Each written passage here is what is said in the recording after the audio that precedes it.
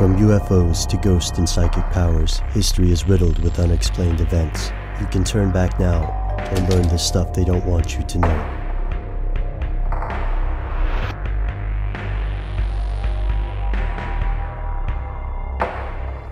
Here are the facts. Dimethyltryptamine, or DMT, is a naturally occurring compound made of carbon, hydrogen, and nitrogen. Think of it as a cousin to serotonin. DMT is present in plants and trace amounts exist in the human body. Scientists aren't sure what role DMT plays in humans, but plants containing DMT have been used in religious ceremonies for thousands of years. In the United States, DMT is a Schedule I drug, and its legal use is restricted to certain religious organizations, such as União de Vegetal. This substance is illegal under Section C, which means there is a lack of accepted safety for use of DMT under medical supervision. The substance is not addictive, yet thousands of people in the US and abroad have used it to experience what some describe as an extra-dimensional plane of reality, vastly different from our own, but just as real. Here's where it gets crazy.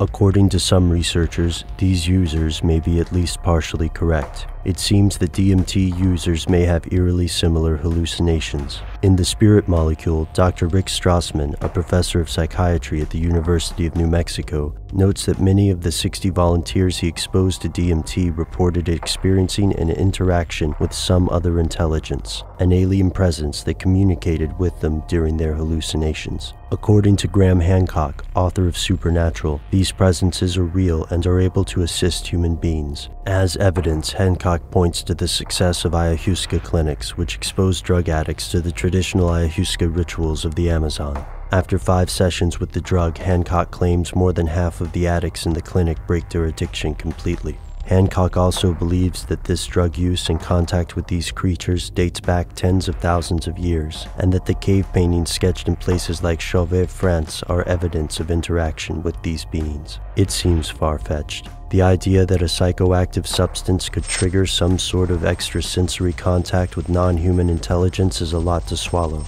especially without proof.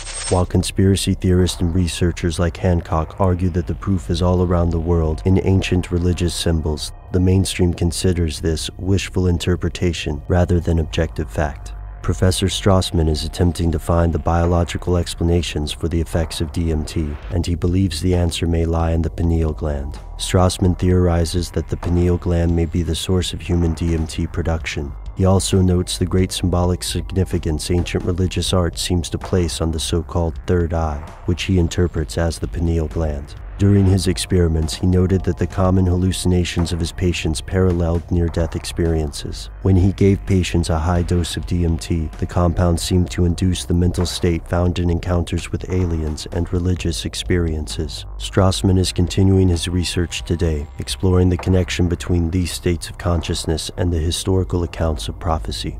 Some conspiracy theorists believe that DMT is illegal precisely because these experiences are not mere hallucinations. What's more, some argue that governments expose citizens to fluoride to inhibit the function of the pineal gland, hoping to keep the revelatory nature of these experiences from the mainstream.